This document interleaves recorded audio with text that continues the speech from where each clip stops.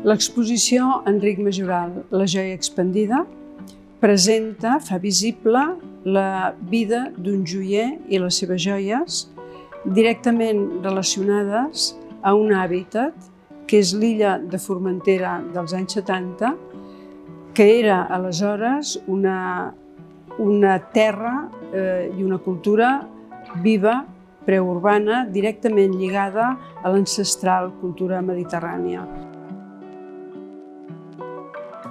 L'exposició està estructurada en 8 àmbits, que ens donen 8 mirades a l'obra d'Enric Majoral al llarg de 45 anys.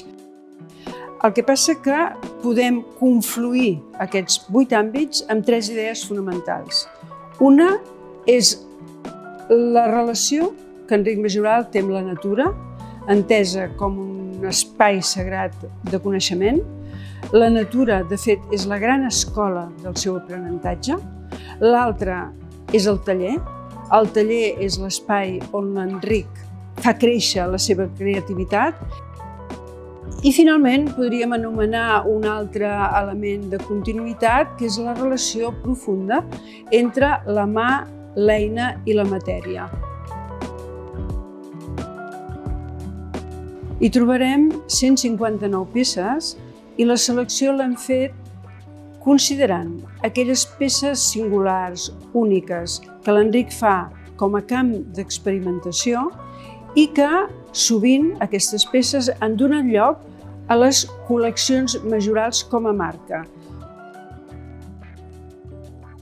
M'inspiro en pensaments que de vegades em porten al principi de les cultures que han poblat la Mediterrània. M'inspiro en la naturalesa d'una forma directa. M'inspiro en emocions que em causa de vegades la vida dia a dia. I això afecta el meu treball.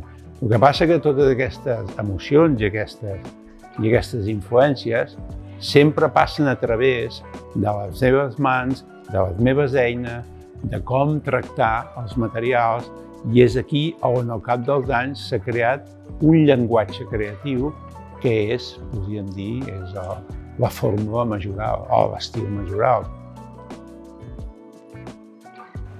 Aprendrà que hi ha una forma de creativitat contemporània que és lliure. Que és lliure en el sentit que es relaciona amb la vivència del creador o de la creadora, en aquest cas un joier. La relació que hi ha indiscutible entre el creador, en aquest cas Enric Majoral, i un context i un lloc.